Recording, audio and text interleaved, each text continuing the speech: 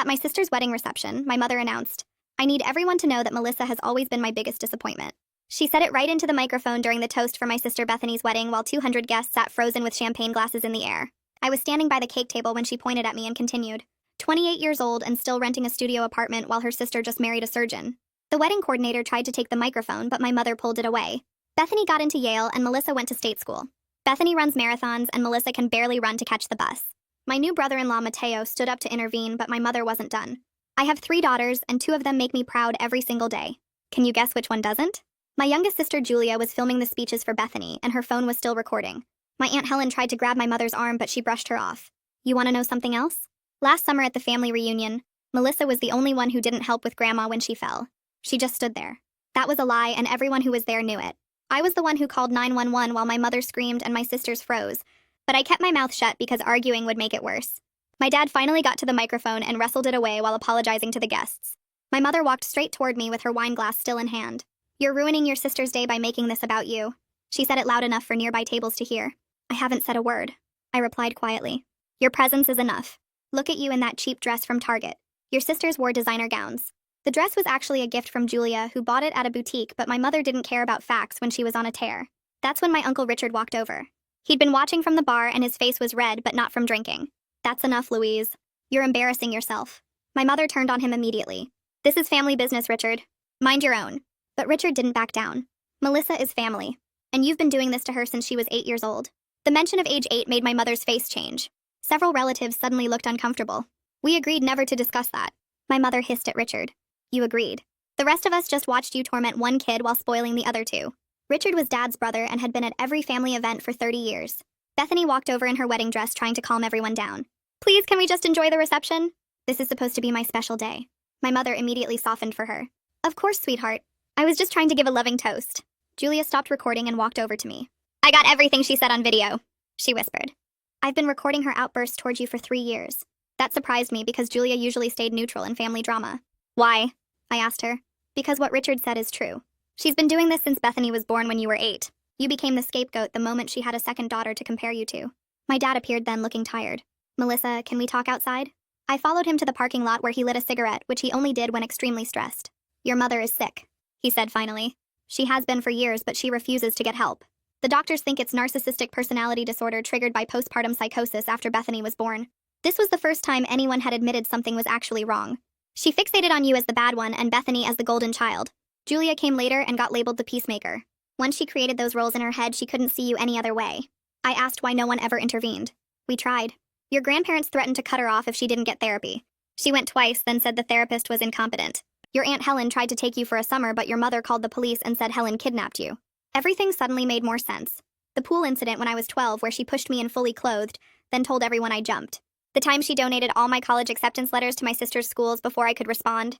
The birthday party she threw for my sisters on my birthday saying they deserved double celebrations. The wedding toast was her worst public display yet. My dad continued. "But there's something you don't know. Bethany and Julia have been meeting with me and a lawyer for 6 months. We're doing an intervention next week. If she refuses treatment, we're all cutting contact." I couldn't believe my sisters were standing up for me after years of silence. We went back inside where the reception had resumed awkwardly. My mother was sitting alone at the head table because even her sisters had moved away from her. Bethany pulled me aside and handed me an envelope. "Open it later." I stood in the parking lot watching the smoke from Dad's cigarette twist up into the dark sky. The reception noise felt far away, even though we were only 50 feet from the building. Dad took another drag and looked at me with tired eyes. "They've been planning this for 6 months, he said quietly. "Meeting with a therapist, gathering evidence, building a case for why your mother needs intensive treatment. 6 months felt like forever and no time at all. 20 years of this, and my sisters finally decided to act. I didn't know if I should feel grateful they were doing something or angry they let it go on this long. Part of me wanted to scream at Dad for waiting until Mom humiliated me in front of 200 people. Another part just felt numb. Why didn't anyone tell me? I asked. Dad dropped his cigarette and crushed it under his shoe. "The therapist said we needed to present a united front first. If we brought you in too early and you reacted, your mother might have found out and sabotaged everything." That made sense, but it still hurt. Julia appeared at the parking lot entrance looking for us. She walked over quickly and touched my arm. "Can I talk to you for a second?" Dad nodded and moved away to give us space. Julia pulled me toward her car parked in the far corner. "I need to explain about the videos," she said. "I started recording 3 years ago at your 25th birthday dinner. Remember that night?" I remembered. Mom had spent the entire meal comparing my life to Bethany's medical school acceptance. Every course came with another comment about how Bethany was achieving great things while I worked a basic office job. Julia had sat there quietly like always, and I assumed she agreed with Mom. I was sitting across from you watching Mom tear you apart for 2 straight hours, Julia continued. You just sat there taking it, and I realized this was never going to stop unless someone documented it. So I started recording every family event on my phone. Every holiday, every dinner, every casual visit where Mom went after you. She pulled out her phone and showed me a folder labeled with dates. There were dozens of video files. I knew if we ever tried to confront her, she'd deny everything or claim we were exaggerating. But video doesn't lie. I stared at the phone screen. 3 years of evidence. 3 years of Julia watching and recording while I suffered through every event. Why didn't you say something? Julia's eyes filled with tears. Because I was scared. Mom's rage is terrifying and I didn't want to become her target. I know that's cowardly, but I was only 22 when I started recording. I'm not making excuses, but I want you to understand. I was trying to help in the only way I felt safe. We stood there in the parking lot and I didn't know what to say. The anger and gratitude mixed together until I couldn't separate them. Julia was still my little sister who'd been living in the same broken system. We should go back inside, I finally said. Julia nodded and we walked toward the building together. The reception had resumed, but the energy felt wrong. People were talking too loudly and laughing too hard like they were trying to erase what happened. Mom sat alone at the head table staring at her wine glass. Even her sisters had moved to other tables. Bethany saw me come in and walked over. She was still in her wedding dress looking beautiful and sad. Can we talk tomorrow? She asked quietly. Mateo and I are staying at a hotel tonight for the honeymoon send-off, but I want to see you after we get back in the morning. I agreed, because the envelope she'd given me earlier was sitting in my purse and I hadn't opened it yet. Bethany squeezed my hand and went back to her new husband who was watching Mom nervously from across the room. I said goodbye to a few relatives and left before Mom could corner me again. The drive home took 20 minutes and I spent the whole time replaying the toast in my head. Every cruel word, every comparison, every lie about the family reunion. My studio apartment looked exactly the same as when I'd left it that morning, but somehow it felt different. Mom had mocked this place in front of everyone, called it proof of my failures. But it was mine and I paid for it myself and there was nothing wrong with that. I sat on my bed and finally opened Bethany's envelope. Inside was a check for $15,000 made out to me. Behind it were 3 pages of handwriting and a printed document. I unfolded the letter and started reading. Bethany's handwriting was neat and careful. Dear Melissa, it began. I'm writing this because I don't trust myself to say everything I need to say out loud without breaking down or backing out. I've been in therapy for 2 years working through my own guilt and complicity in Mom's treatment of you. My therapist helped me understand that I benefited from a system that hurt you, and staying silent made me part of the problem. The letter went on for 3 pages. Bethany listed specific incidents where she'd watched Mom abuse me and said nothing. The pool incident when we were kids where Mom pushed me in fully clothed, then told everyone I jumped. Bethany wrote that she saw the whole thing and knew Mom was lying, but she backed up the lie because she was scared. The college acceptance letters that Mom donated before I could respond. Bethany admitted she knew where the letters were and could have saved them but didn't. The birthday parties Mom threw for my sisters on my actual birthday. Bethany said she felt guilty every time but never spoke up because she liked being the favorite. I understand if you can't forgive me. The letter ended. I spent 20 years accepting benefits that came at your expense. The favoritism, the money, the praise, all of it was built on making you the scapegoat. I'm trying to change and make amends, but I know that doesn't erase the damage. The check is for $15,000, which is exactly what Mom spent on my wedding dress and veil. It's symbolic restitution for years of financial favoritism. I hope you'll use it for something that makes you happy. I set the letter down and picked up the printed document. It was labeled Intervention Timeline and dated back to April, 6 months ago. The document showed regular meetings between Dad, Bethany, Julia, and a family therapist named Rita Chamberlain. The plan was detailed and specific. They would gather evidence of Mom's behavior. They would confront her as a united family. They would offer her a choice between intensive treatment at a specialized facility or complete estrangement from her daughters. They would support each other through whatever happened next. I read through the timeline twice, trying to process everything. My family had been planning this intervention for half a year while I went to dinners and holidays, having no idea help was coming. The check sat on my bed next to the letter. $15,000. I picked it up and looked at the amount written in Bethany's careful handwriting. It was more money than I'd ever had at once. I tried to sleep, but my mind wouldn't stop. The toast kept replaying. Mom's voice saying I was her biggest disappointment. 200 guests watching. The wedding coordinator trying to take the microphone. Uncle Richard standing up to defend me. Julia's secret recordings. Dad's confession about Mom's diagnosis. Bethany's letter acknowledging 20 years of complicity. I read the letter again around 2 in the morning. Bethany noted that the $15,000 matched exactly what Mom spent on her wedding dress and veil. Symbolic restitution. The words felt important. Not just an apology, but an attempt to balance the scales after years of inequality. My phone rang at 7 in the morning and I grabbed it half asleep. Julia's name showed on the screen. Did you read the letter? She asked. I sat up and rubbed my eyes. Yeah, I read it. Julia was quiet for a second. We wanted to include you in the planning months ago, but the therapist said we needed to build a united front first. She said bringing in the primary abuse victim too early might make it harder for us to stay strong if Mom tried to manipulate us. Primary abuse victim. The clinical term made everything feel more real somehow. Are you okay? Julia asked. I wasn't sure how to answer that. Can we meet for breakfast? Julia said yes immediately, and we agreed on a diner far from our neighborhood where we wouldn't run into family. I got dressed and drove across town. The diner was old and quiet with cracked vinyl booths. Julia was already there when I arrived. She had her phone on the table. I want to show you something, she said after we ordered coffee. She opened the folder of video files. 47 videos labeled by date going back 3 years. We need to watch some of these together. I know it's going to be hard, but you need to see what I recorded. We started with a video from last Thanksgiving. Julia had set her phone on the table pretending to check messages, but the camera was recording. The video showed Mom talking to relatives at the far end of the table. I was visible in the frame, picking at my food and staying quiet. Mom's voice came through clearly. She spent 12 minutes explaining to aunts and uncles why I was the disappointment of the family. She listed my failures one by one. The state school instead of an Ivy League. The studio apartment instead of a house. The office job instead of a prestigious career. I sat there in the video not defending myself or arguing back, just eating and staying silent like I'd learned to do. Watching it from outside my own perspective made everything look different. The cruelty was undeniable. We watched 3 more videos before the coffee got cold. In one from Easter dinner last year, Mom spent 20 minutes explaining to my aunt why I'd never get married because I was too damaged from being raised by her. The logic didn't make sense, but nobody at the table challenged it. Another video from my birthday in July showed Mom announcing at a family barbecue that she forgot it was my birthday because I wasn't worth remembering. People laughed like it was a joke, but her face showed she meant every word. The last video we watched was from September when I got a promotion at work. I'd mentioned it casually to Julia, who told the family, and Mom's response was captured on camera. She told everyone my promotion was probably a diversity hire because I wasn't smart enough to earn it on merit. Watching myself accept these comments without fighting back felt like watching a stranger. I'd learned somewhere along the way that defending myself only made things worse. Julia closed the video folder and looked at me. She admitted she'd been working with the family therapist to understand her own role as peacemaker. The therapist explained that staying neutral and trying to smooth things over was another form of dysfunction. By keeping peace, she enabled Mom's behavior and left me without an ally when I needed one most. Julia's eyes were red when she said this. She'd spent 3 years documenting abuse but never once stepped in to stop it while it was happening. I wanted to be angry at her, but mostly I felt tired. My phone rang and Dad's name appeared on the screen. He asked if I could come to his office downtown that afternoon for a family meeting.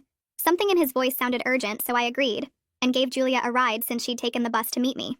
Dad's office was in a building near the courthouse where he worked as an accountant. We took the elevator to the 7th floor and walked down a hallway that smelled like coffee and cleaning products. Bethany was already in the conference room when we arrived. She was wearing jeans and a sweater instead of her usual professional clothes, and her hair was pulled back in a messy ponytail. She looked like she'd been crying recently. Uncle Richard sat across from her with a folder of papers spread on the table. Dad introduced him as the family truth teller and witness, which made Richard smile sadly. He said someone needed to remember what actually happened over the years since Mom rewrote history constantly. A laptop sat open on the table with a video call already connected. The woman on screen introduced herself as Rita Chamberlain, the family therapist Dad mentioned. She had gray hair pulled into a bun and wore glasses that made her look like a librarian. Rita explained she was a specialist in narcissistic family systems and had been working with Dad, Bethany, and Julia since April to break the enabling patterns that allowed Mom's abuse to continue for 20 years. She spoke carefully like she was used to dealing with complicated family situations. Rita walked us through the intervention process step by step. First, we'd gather the family and show Mom video evidence of her behavior. Then each person would read a prepared statement about how her actions affected them. Finally, we'd present her with information about treatment programs and give her a clear choice about her future relationship with everyone. Rita stressed that the choice had to be Mom's decision, but the consequences would be real if she refused help. Rita explained that Mom's postpartum psychosis after Bethany's birth created a break in her perception of reality. She fixated on me as the source of her problems, even though I was just an 8-year-old kid. The condition went untreated because Mom refused to believe anything was wrong with her. Over 20 years, it evolved into full narcissistic personality disorder, with me permanently cast as the scapegoat. Rita said this pattern was common in families where one parent develops a personality disorder after a traumatic event. The parent needs someone to blame for their pain, and picks a child who reminds them of whatever triggered the break. In Mom's case, I apparently reminded her of herself before she had kids, and she hated that version of herself. None of this was my fault, but I'd spent 2 decades believing I deserved the treatment. Uncle Richard cleared his throat and started talking without looking at any of us directly. He admitted he'd been confronting Dad privately for 15 years about the abuse. He'd seen Mom push me in the pool and lie about it. He'd watched her throw away my college acceptance letters. He'd heard her tell relatives I was worthless and stupid while I sat right there at the table. Every time he brought it up to Dad, my father made excuses about not wanting to make things worse or hoping Mom would improve on her own. Richard's voice cracked when he apologized directly to me for not doing more to protect me as a child. He said he should have called child services or taken me to live with him, but he was afraid of causing a family war. His regret filled the conference room like smoke. Rita took control of the conversation again and outlined the intervention plan scheduled for next Saturday. We'd gather at Aunt Helen's house with extended family present. Helen had volunteered her home because she was done protecting Mom's feelings after the kidnapping accusation years ago. Rita would facilitate the meeting and keep things on track when Mom tried to derail the conversation. We'd show selected video clips that clearly demonstrated the pattern of abuse. Each family member would read their prepared statement without interruption. Then we'd present Mom with brochures for 3 intensive treatment programs that specialized in personality disorders. The programs ranged from 8 weeks to 6 months and included individual therapy, group sessions, and family counseling. Dad's insurance would cover most of the cost, so money wasn't an excuse. Mom would have to choose between committing to treatment or losing contact with her daughters and facing separation from Dad. The choice was hers, but the family was united in refusing to continue the current situation. Rita stressed that we needed to be prepared for Mom to react with rage, denial, or attempts to play the victim. She might try to turn family members against each other or claim we were ganging up on her. We had to stay strong and stick to the plan no matter how Mom responded. Bethany looked at me from across the table and asked if I was willing to participate in the intervention. She acknowledged that I'd already been hurt enough and had every right to refuse. Nobody would blame me if I wanted to stay away from the whole situation. I sat there thinking about 20 years of accepting abuse as normal. I thought about the wedding toast and 200 people watching Mom destroy me in public. I told Bethany I needed time to think about it. Rita said through the laptop screen that my response was completely reasonable given everything I'd been through. She offered to meet with me privately before the intervention to talk through my concerns and help me decide what felt right. The meeting ended after another 30 minutes of logistics planning. Richard gave me his phone number and told me to call any time if I needed to talk. Bethany hugged me before leaving and whispered that she understood if I never forgave her. Julia rode home with me and we drove in silence for most of the trip. I spent the next 2 days watching all 47 videos Julia had recorded. Each one lasted between 5 and 20 minutes. The cumulative effect was devastating in ways I hadn't expected. I watched myself shrink and silence over 3 years of documented abuse. In early videos from 3 years ago, I still tried to defend myself occasionally or correct Mom's lies. By the most recent videos, I just sat quietly and took whatever she said without reaction. I'd learned to make myself small and invisible, hoping she'd move on to another target. The videos showed me accepting cruelty as completely normal behavior. I never defended myself because I'd been trained since age 8 that my perspective didn't matter. Mom's version of reality was the only one that counted, and arguing just made everything worse. Watching from outside my own experience made the dysfunction impossible to ignore. I saw family members look uncomfortable during Mom's rants, but nobody ever intervened. They'd glance at each other or study their plates, but the abuse continued while everyone stayed silent. I was surrounded by witnesses who did nothing to help. The videos also showed how Mom's attacks followed a pattern. She'd start with a small criticism, then build to a full character assassination over 10 or 15 minutes.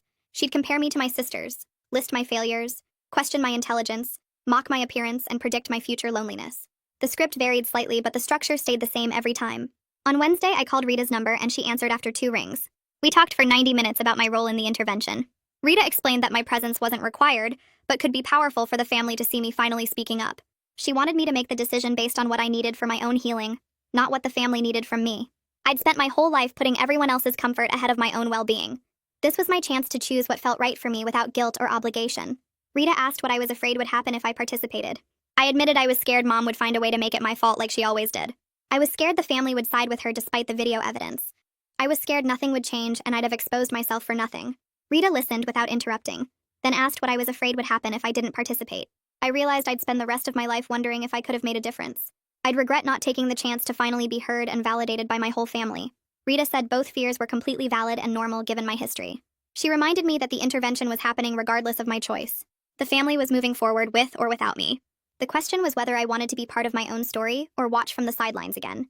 I decided to participate in the intervention because I realized this was my chance to finally be heard. For 20 years, my perspective had been dismissed and erased. Mom told her version of events and everyone accepted it as truth even when they knew she was lying.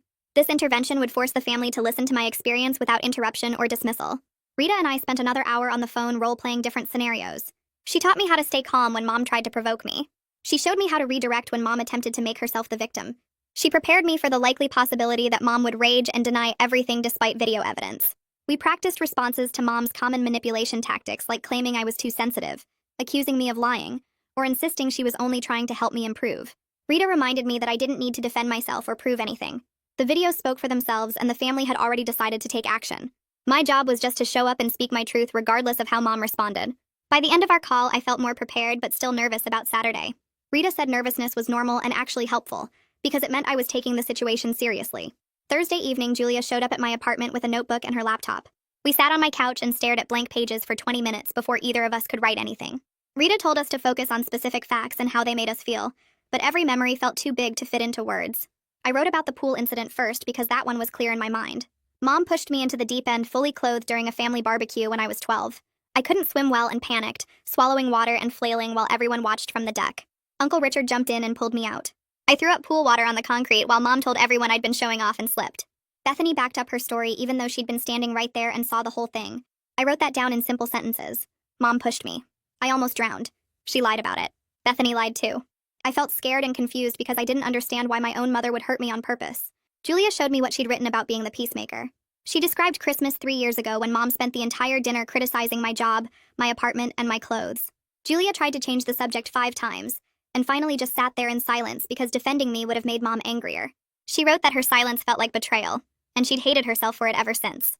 We worked for 3 hours filling pages with incidents we'd both witnessed or experienced. The donated college letters, the birthday parties, the family reunion lie about grandma. Each memory felt heavier than the last. Friday morning, Dad called and asked me to meet him at a coffee shop downtown. He brought a folder thick with papers and set it on the table between us.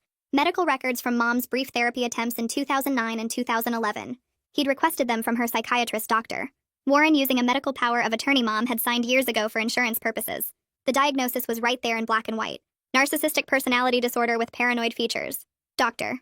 Warren wrote detailed notes about Mom's distorted perception of me, her inability to accept responsibility for her behavior, and her pattern of blaming others for her emotional state.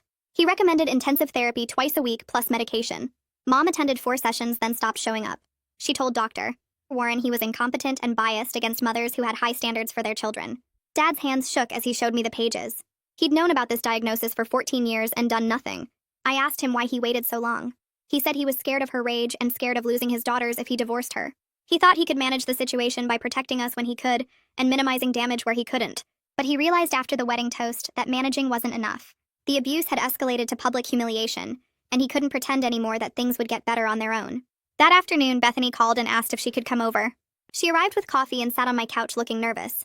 She told me about the wedding planning and how Mom tried to control every decision. The venue wasn't fancy enough. The flowers were the wrong color. The guest list included too many of Mateo's relatives and not enough of ours. Mateo's parents noticed Mom's behavior during planning meetings and started excluding her from key decisions. They took over coordinating with vendors and told Mom she could attend the wedding as a guest, but not as a planner. That's when Mom's criticism got mean. She told Bethany that Mateo's family was low class and the wedding would be embarrassing. She said Bethany was making a mistake marrying into a family with no social standing. Bethany finally told her to stop or she wouldn't be invited at all. Mom went quiet for 2 weeks, then showed up at the reception with that toast already planned. She chose to attack me instead of Bethany because I was the safe target. Bethany knew this and felt horrible about it. She said Mom's revenge for being excluded should have landed on her, not on me. But Mom's psychology didn't work that way. The golden child stays golden. The scapegoat absorbs the rage. Later that evening, Uncle Richard called with information about Aunt Helen. She'd been ready to host this intervention for at least 5 years.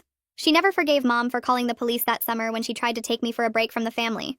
Helen had planned a month of normal activities. Swimming lessons, library visits, day trips to the beach. Just regular aunt and niece time away from Mom's constant criticism. Mom called the police on day 3 and reported a kidnapping. Officers showed up at Helen's house and questioned both of us. I was 13 and terrified. I told them I wanted to stay with my aunt, but Mom insisted I'd been coerced. The officers made me go home. Helen tried to fight it legally, but Mom threatened a restraining order. Richard said Helen had been waiting for the family to finally take action against Mom's behavior. She offered her house for the intervention immediately when Dad asked. She wanted to be part of holding Mom accountable after years of watching from the sidelines. Friday night, I couldn't eat dinner. My stomach felt tight and my hands wouldn't stop shaking. Julia came over around 8 with bags of snacks and her laptop loaded with movies. We tried to watch a comedy, but I couldn't focus on the screen. Every time I closed my eyes, I saw Mom's face at the reception, twisted with satisfaction as she humiliated me in front of 200 people. Julia paused the movie and asked what I was most scared of. I told her I was scared Mom would find a way to make this my fault like she always did. I was scared the family would believe her version of events even with video evidence. I was scared nothing would change and I'd have exposed myself for nothing. Julia reminded me that Dad and Bethany were already committed to the intervention regardless of my participation. The family was moving forward with or without me. The question was whether I wanted to be part of my own story or watch from the sidelines again. We stayed up until 3 in the morning watching movies and eating popcorn. Julia fell asleep on my couch and I lay awake staring at the ceiling thinking about tomorrow. Saturday morning felt surreal.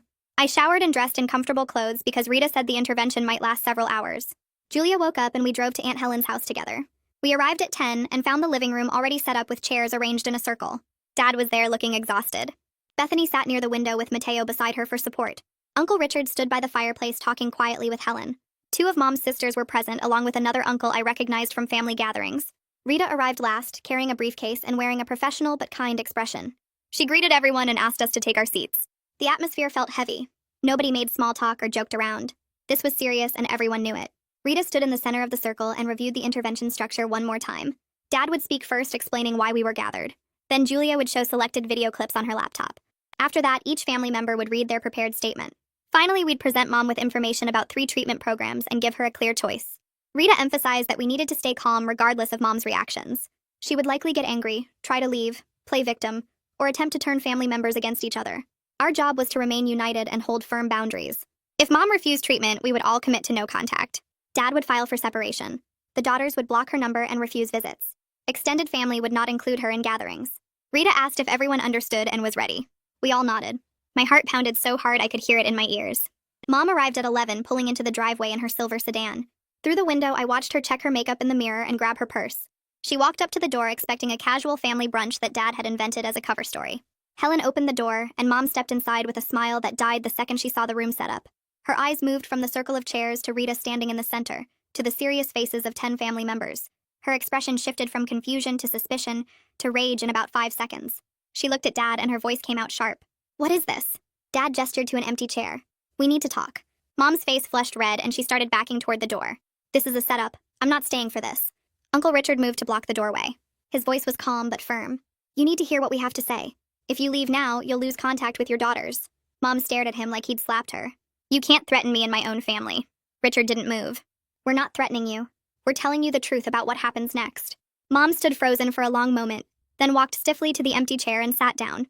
Her arms crossed over her chest and her face twisted into an expression I'd seen 1,000 times. Defensive rage mixed with calculating anger. She was already planning her counterattack. Rita introduced herself and explained that we were gathered because we love Mom, but can no longer watch her behavior harm the family. We were going to share some difficult truths and present her with options for getting help. Mom interrupted immediately. "This is an ambush. You're all ganging up on me like you always do." Rita's voice stayed steady. "We're here because your behavior toward Melissa has caused serious harm for 20 years. We have evidence we'd like you to see." Mom's eyes found me across the circle and her expression turned cold. "Of course this is about Melissa. She's always been the problem in this family and now she's turned all of you against me." Julia pulled her laptop from her bag and set it on the coffee table in front of Mom's chair. The screen glowed blue as she opened a folder labeled with dates spanning 3 years. Rita nodded at her to begin, and Julia clicked the first file. The video opened with our Thanksgiving table from last year, the camera angle showing Mom at the head with me sitting 4 seats down. Mom's voice filled the room clear and loud as she spoke to Aunt Helen about my job. She spent 12 minutes listing every way my career fell short compared to Bethany's medical residency and Julia's graduate program. The camera captured my face as I pushed food around my plate and said nothing, while relatives shifted uncomfortably, but nobody interrupted. Mom on screen gestured at me with her wine glass and told everyone I'd probably never advance beyond my current position because I lacked ambition.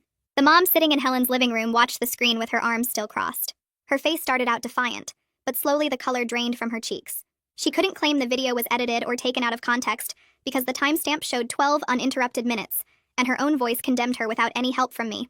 Julia let the first video finish, then opened the next file. This one showed Christmas 2 years ago, where Mom explained to extended family why she worried about my future. The pattern repeated with Mom detailing my shortcomings while I sat silent, and relatives looked uncomfortable but said nothing. We played 5 more clips total, and each one showed the same dynamic playing out across different holidays and family gatherings. Mom on screen criticized my apartment, my car, my clothes, my choices, always with me present, and always with that same tone mixing pity and contempt. The cumulative evidence built into something impossible to deny. By the 3rd video, 2 of my aunts were crying quietly. By the 5th, Uncle Richard had his head in his hands. The mom in the chair watched herself humiliate me over and over with her face cycling through emotions I couldn't quite read. When the videos ended, Rita asked if Mom understood what we'd just shown her. Mom opened her mouth, then closed it and said nothing. Dad pulled folded papers from his jacket pocket and smoothed them on his lap. His hands shook slightly as he began reading his statement out loud. He apologized to me for 20 years of failing to protect me from Mom's abuse.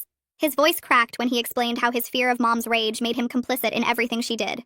He described specific times he should have intervened, but didn't because keeping peace felt easier than confronting her. He told Mom directly while looking at her that her behavior toward me was unacceptable and had to change. If she refused treatment, he was prepared to file for separation, because he couldn't watch her destroy our daughter anymore. Mom's face went pale again and she started to speak, but Dad held up his hand. He wasn't done reading. He listed the ways he'd enabled her by making excuses, by minimizing the damage, by prioritizing her feelings over my well-being. When he finished, he folded the papers and looked at me with tears on his face. The apology didn't erase 20 years, but hearing him finally acknowledge the truth out loud mattered more than I expected. Bethany stood next, and her hands trembled so badly the paper rattled. She read in a shaking voice about benefiting from being the golden child while I suffered. She acknowledged that every compliment Mom gave her came at my expense.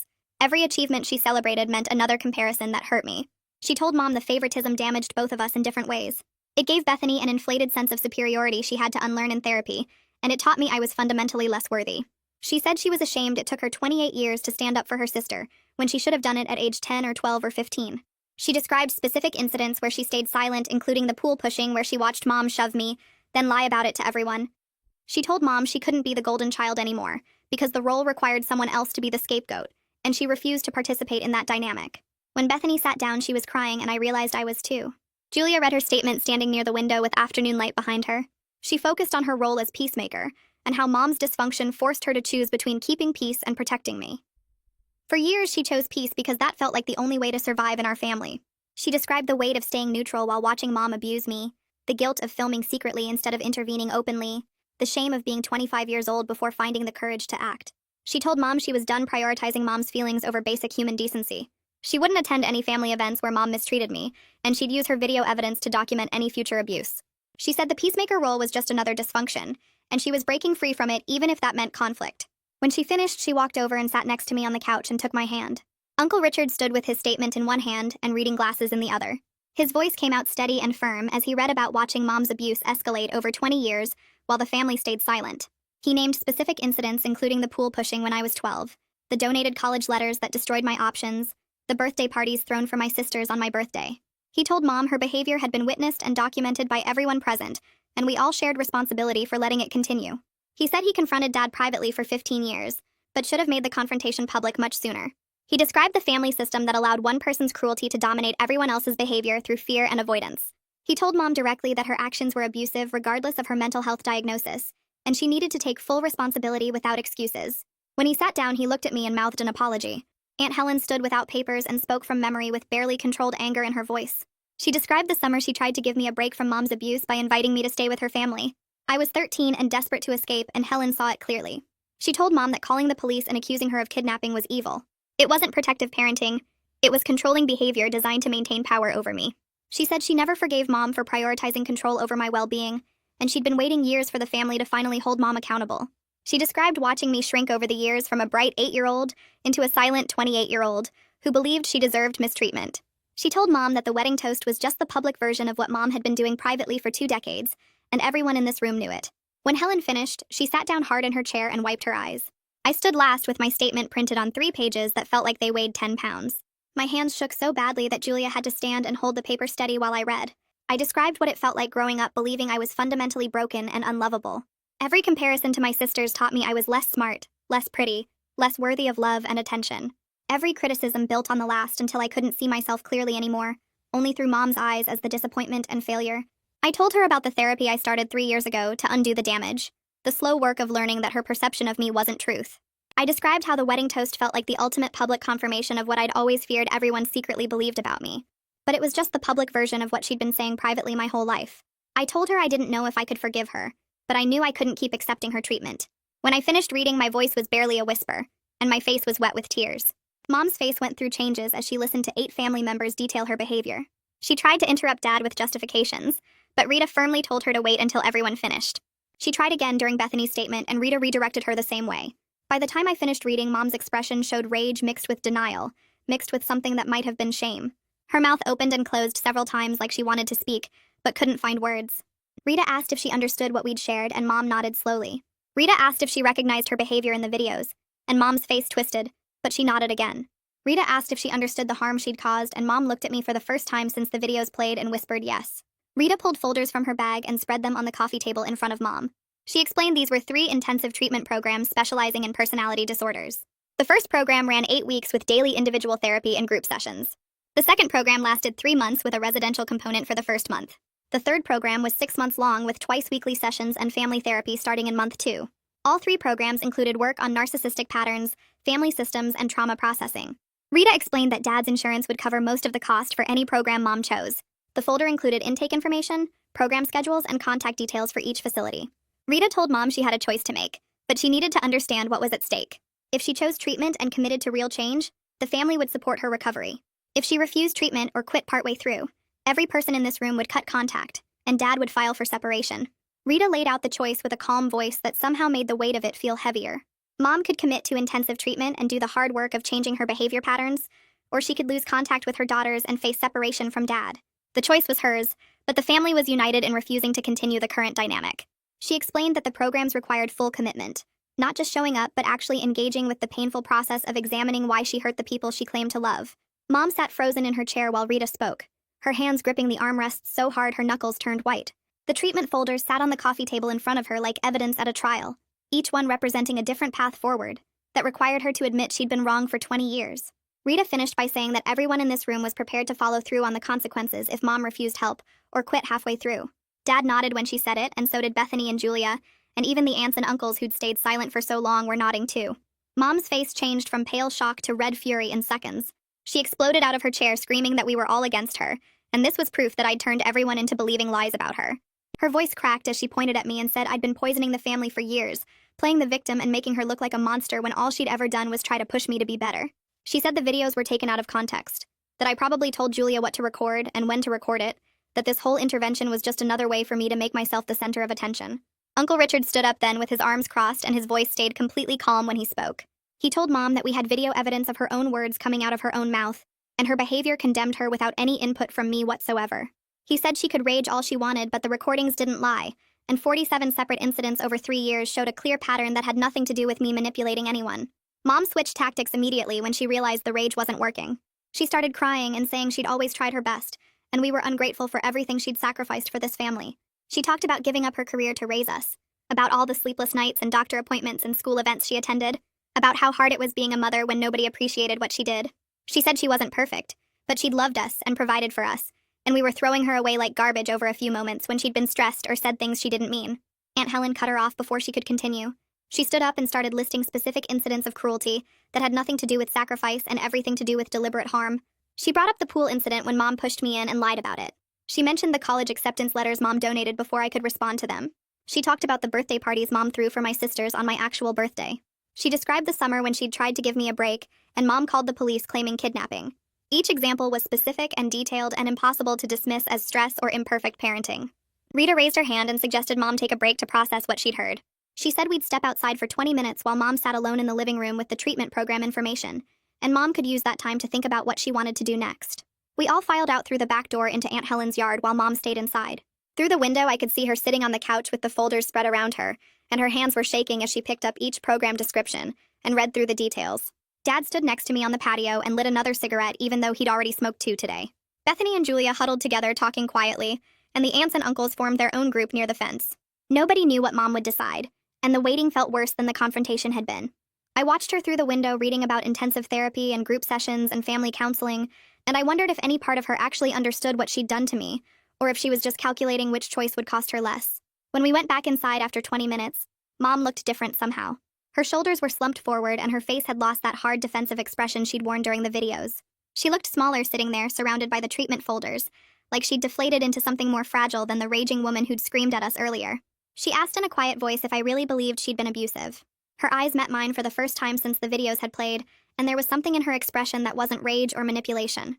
I told her yes. The evidence was undeniable, and I'd been damaged by her treatment since I was 8 years old. I said the wedding toast was just the public version of what she'd been saying privately for 20 years, and every comparison to my sisters had taught me I was less smart, less pretty, less worthy of love and attention. I told her about the therapy I'd started 3 years ago to undo the damage, about the slow work of learning that her perception of me wasn't truth. She flinched when I said that last part like I'd slapped her. Mom started crying then, but the tears looked different from her usual manipulative displays. Her face crumpled and she covered it with her hands while her shoulders shook. She whispered that she didn't remember it being this bad, that in her mind she'd just been trying to motivate me to do better, like her own mother had done with her. Rita moved closer and gently explained that narcissistic personality disorder often involves distorted perception and memory, which was why treatment was essential. She said Mom's brain had created a version of events that protected her from seeing herself as cruel, and that protective mechanism was part of the disorder. Rita told her that recovery would mean facing the real memories instead of the edited versions, and that process would be painful but necessary if she wanted to heal. Mom kept crying and asked if she was really that sick, if she'd really hurt me that badly without knowing it. Rita said yes. The damage was real and documented, and acknowledging that reality was the first step toward change. Dad knelt down next to Mom's chair and took her hand. He told her he loved her, but he couldn't watch her destroy their daughter anymore. His voice was steady, But I could see tears in his eyes when he said he'd spent 20 years being too afraid to act, and he was done being a coward who enabled her abuse. He said he was prepared to support her through treatment if she chose to go, but if she refused, he'd file for legal separation, and the girls would have no contact with her. He told her she'd miss future grandchildren and family milestones, that she'd spend holidays alone while the rest of us built a healthier family without her. He said he knew that sounded harsh, but the stakes were too high to pretend anymore, and she needed to understand what she stood to lose if she didn't change. Mom squeezed his hand and asked what would happen to them, to their marriage. Dad said that depended entirely on whether she committed to real change or just went through the motions to avoid consequences. The weight of potential consequences seemed to break through Mom's defenses in a way the videos and statements hadn't. She picked up the treatment folders again and started asking questions about the programs.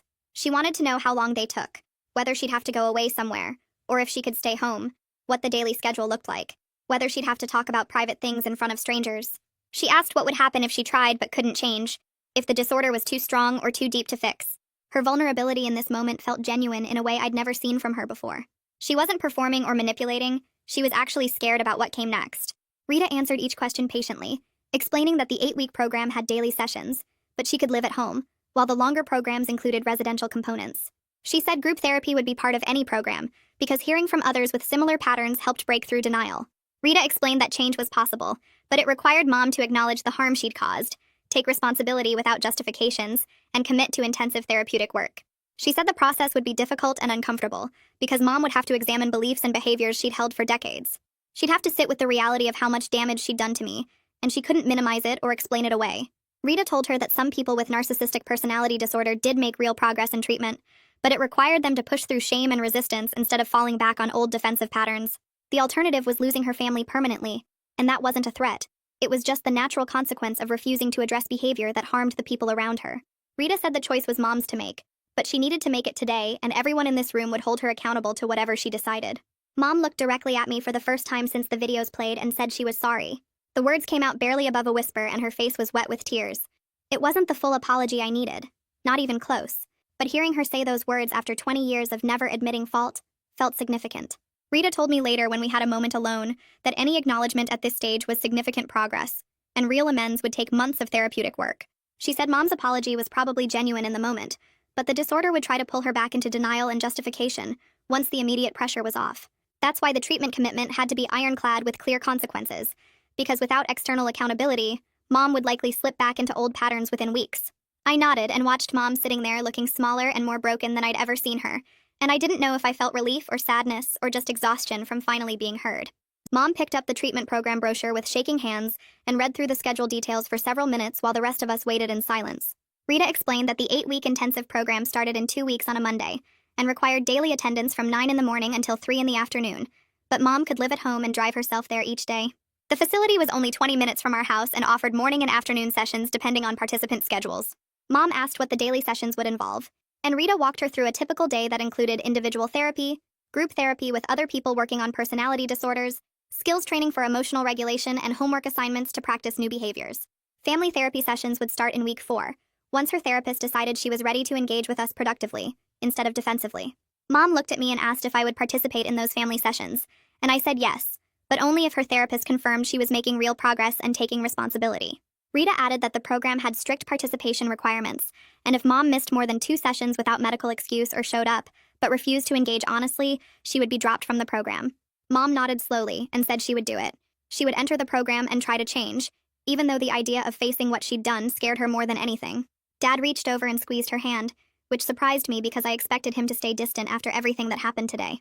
Rita pulled out a folder with paperwork and explained the clear expectations and consequences that everyone needed to understand before we left this room.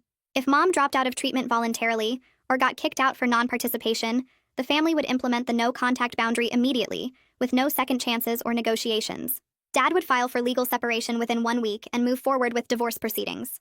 Bethany, Julia, and I would block Mom's phone number, email, and social media, and we would not attend any family events where she was present. If Mom completed the 8 weeks but then minimized her behavior in family therapy sessions or blamed me for her actions, the same consequences would apply because that would prove she hadn't actually changed. Rita emphasized that this wasn't meant to be cruel, but rather to protect me from further abuse and to give Mom clear motivation to take treatment seriously instead of going through the motions.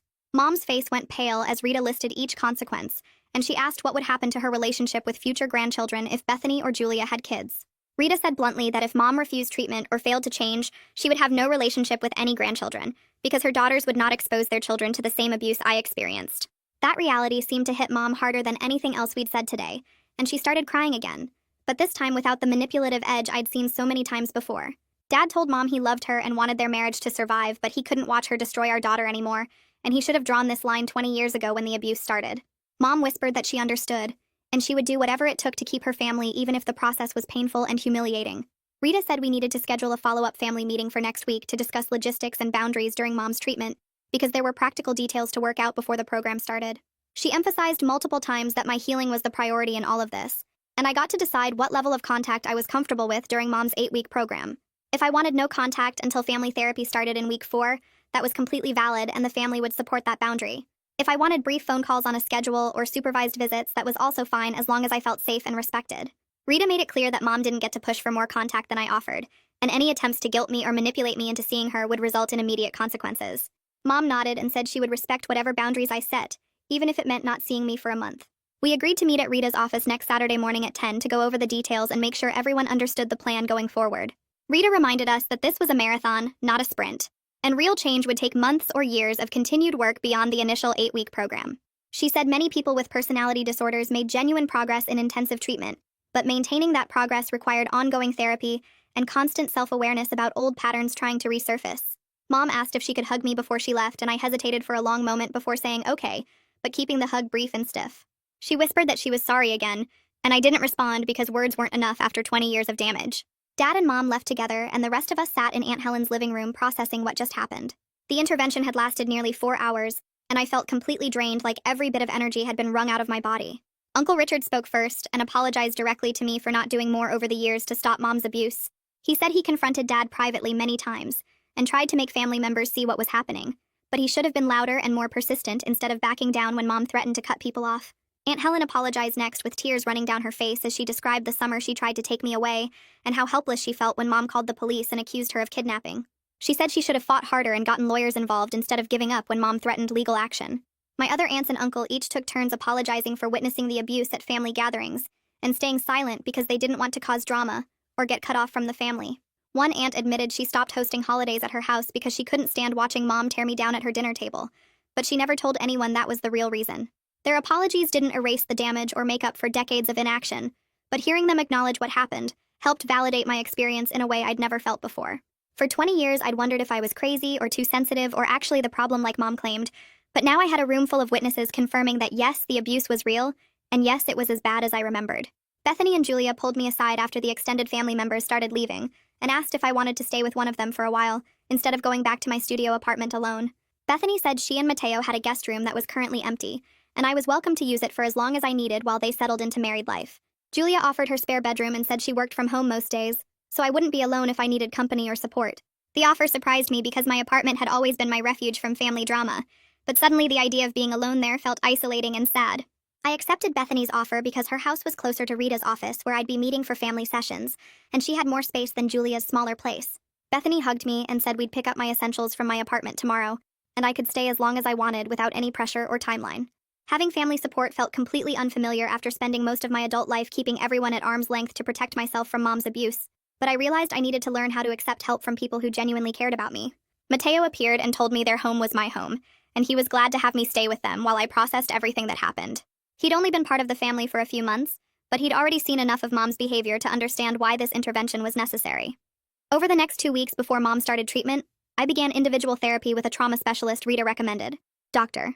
Elaine Ayala had been practicing for 15 years and specialized in helping adults recover from childhood scapegoating and narcissistic family abuse. Our first session lasted 90 minutes, and I spent most of it crying as I described growing up believing I was fundamentally defective and unlovable because my own mother couldn't stand me. Dr. Ayala explained that scapegoating was a form of psychological abuse where one family member got blamed for everything wrong in the family system, and that role wasn't based on anything real about me or my behavior. She said children who grow up as scapegoats often internalize the belief that they're the problem and spend their adult lives trying to prove their worth to people who will never acknowledge it. The role I played in my family wasn't my fault and wasn't caused by any deficiency in me, but rather by Mom's mental illness and the family's dysfunction in enabling her behavior. Dr.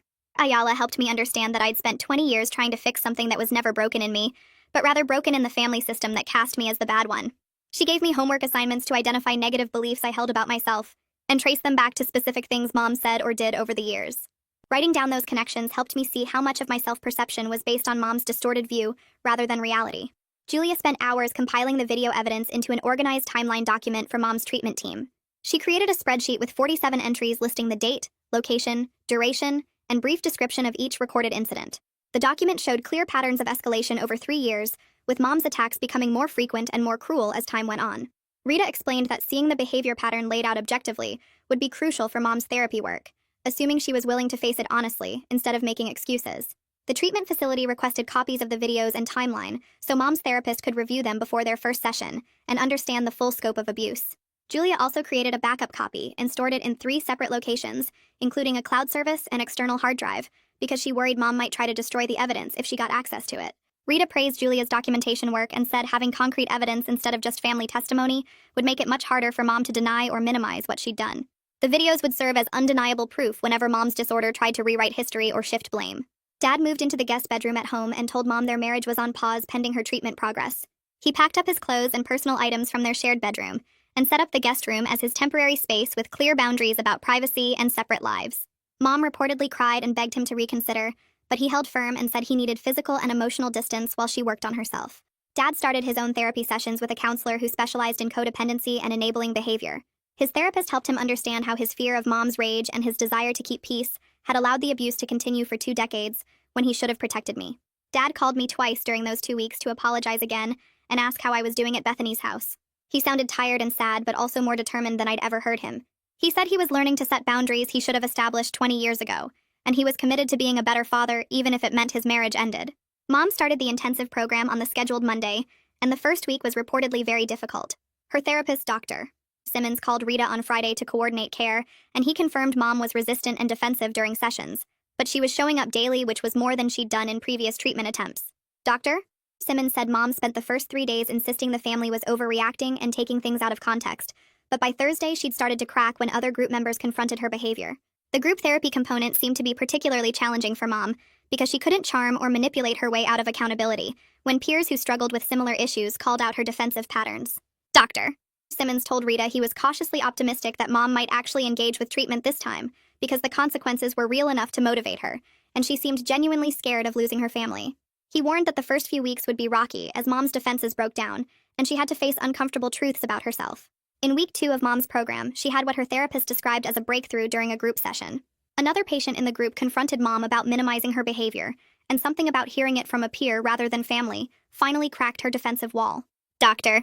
Simmons called Rita to report that Mom had broken down crying in group, and admitted for the first time that maybe she had been cruel to me, and maybe her perception of me wasn't based on reality. The other group members shared their own stories of scapegoating family members, and Mom saw herself reflected in their behavior in a way she couldn't deny or dismiss. Dr. Simmons said it was a significant moment, but cautioned that one breakthrough didn't mean Mom was cured, or that her progress was guaranteed. People with personality disorders often had moments of clarity followed by regression back into old patterns when the discomfort became too intense. The real test would be whether Mom could sit with the shame and guilt of facing what she'd done, instead of falling back on blame and justification to protect herself from those painful feelings. Rita scheduled our family session for the following Thursday afternoon at her office downtown. Dad drove Bethany, Julia, and me in his car because none of us felt like making small talk in separate vehicles. The office was on the 3rd floor of a professional building with beige walls and generic landscape paintings that probably came from a bulk furniture store. We sat in a circle on cushioned chairs while Rita pulled out her notes and asked us to share how we were feeling about the intervention and Mom's treatment progress. Dad went first and talked about the relief of finally taking action after decades of watching Mom hurt me without stopping her. His voice cracked when he described the guilt he carried for being too afraid of her rage to protect his own daughter. Bethany spoke next and admitted she was grieving the years we lost as sisters, because Mom's favoritism created a barrier between us that I didn't build, and she didn't question. Julia said she felt anxious about whether Mom's change would last beyond the 8 weeks of intensive treatment, or if she'd regress back into old patterns once the structure and accountability disappeared.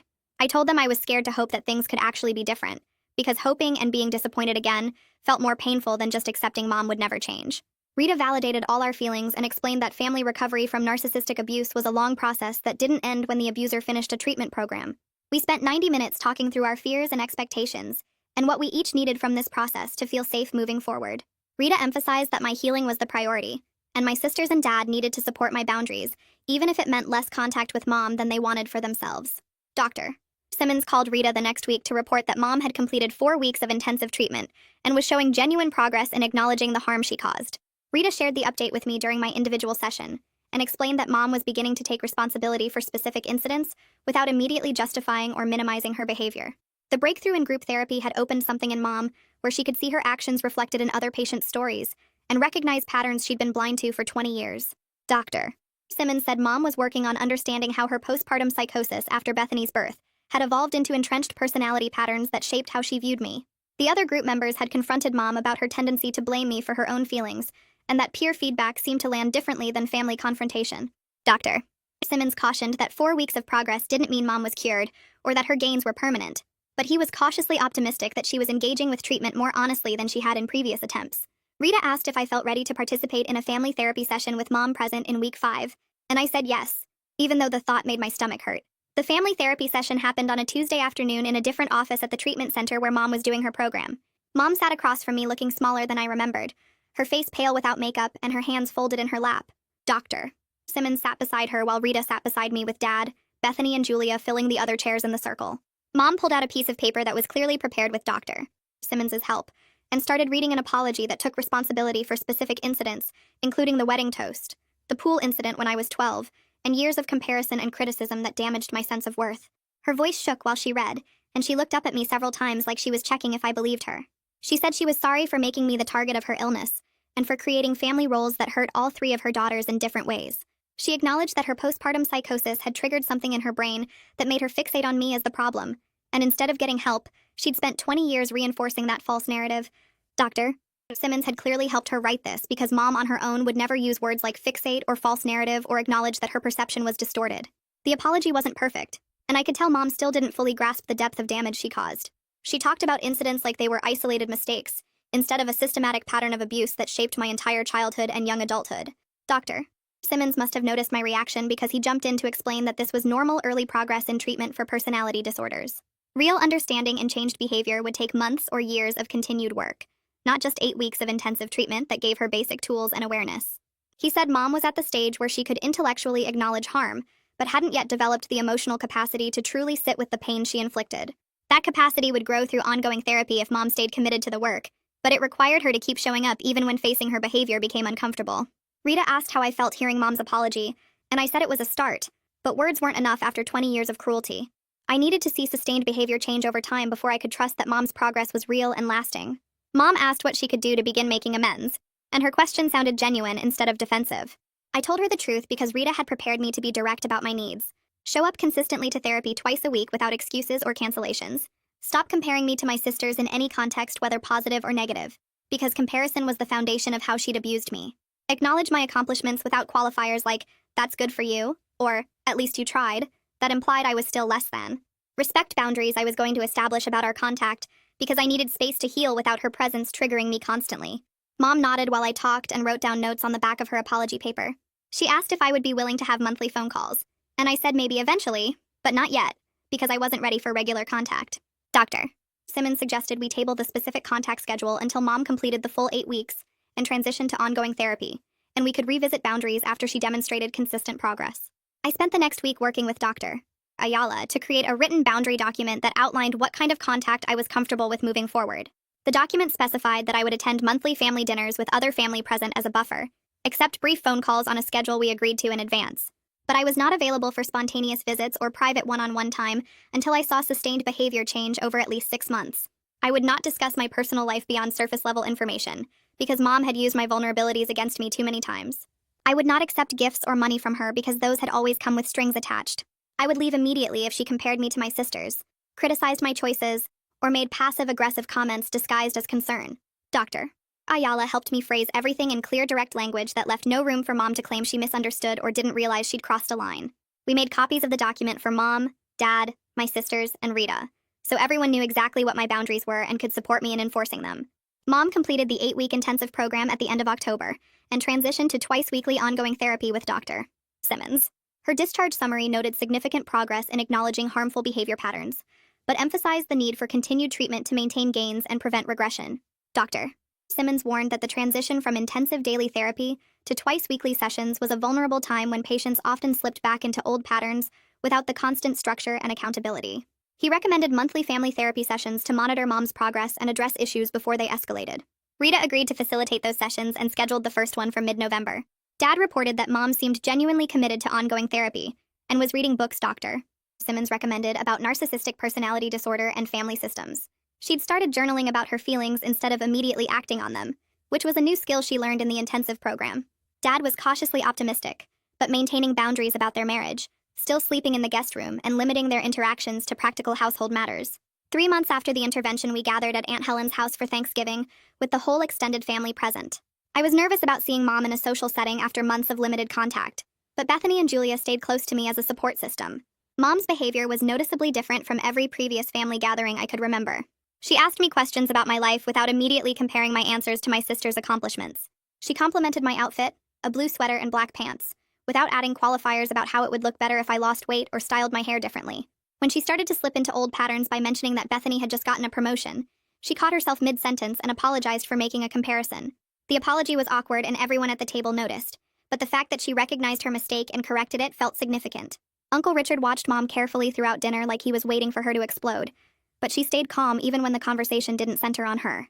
Aunt Helen told me privately in the kitchen that she'd never seen Mom work this hard to control her behavior, and while 3 months wasn't enough time to trust the change completely, it was more progress than she'd expected. I used some of Bethany's $15,000 to enroll in a professional development course on project management that I'd been interested in for years. My job involved coordinating multiple tasks and deadlines, but I'd never had formal training in the methodologies that could make me more effective. The course met 2 evenings a week for 8 weeks starting in October, and I found that I was actually good at the material when I wasn't constantly hearing Mom's voice in my head, telling me I wasn't smart enough. When I mentioned the course at Thanksgiving dinner, Mom said she was proud of me for investing in my career development. The words felt strange coming from her mouth after years of hearing that I was the disappointment who couldn't do anything right.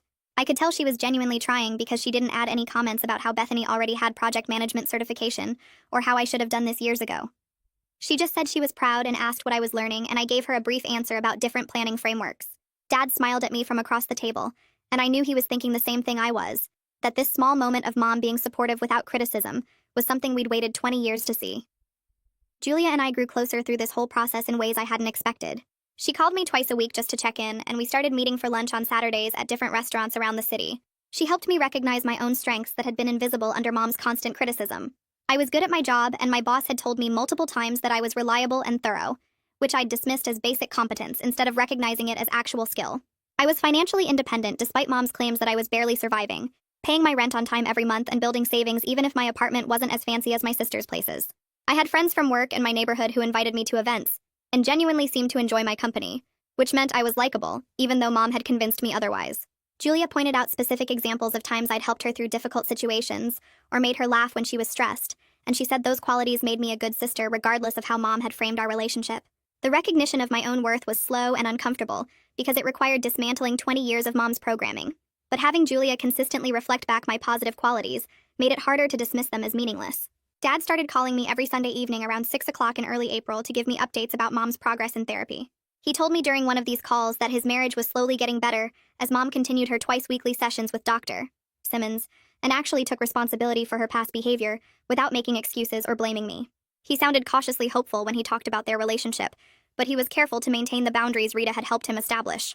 And he made a point of telling me privately that protecting me was now his top priority, regardless of what happened between him and Mom.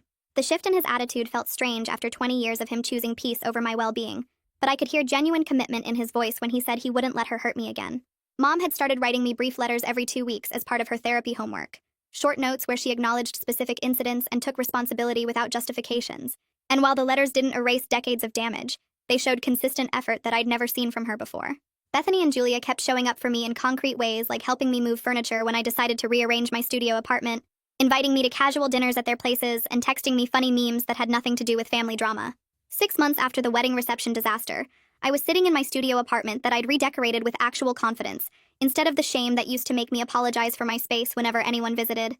I'd hung artwork I actually liked instead of leaving the walls bare, bought a comfortable chair that fit my budget without worrying what Mom would say about it not being expensive enough, and organized my bookshelf to display my collection instead of hiding it in boxes. Mom and I had settled into a limited but civil relationship where we saw each other at monthly family dinners with other people present, and she was learning to ask me questions about my life without immediately comparing my answers to my sister's accomplishments. My sisters were actively making amends through consistent support that went beyond apologies, showing up when they said they would, and respecting the boundaries I'd established about my time and energy. I was building a life where my worth wasn't constantly under attack, and my choices didn't require defense, discovering interests and strengths that had been buried under years of being told I was the family disappointment. The damage from 20 years of being the scapegoat didn't disappear just because mom was in therapy and my family was trying harder, but I felt genuinely hopeful for the first time that we could function in a healthier way going forward. I was learning who I actually was when I wasn't spending all my energy defending my existence, and that person was turning out to be someone I actually liked.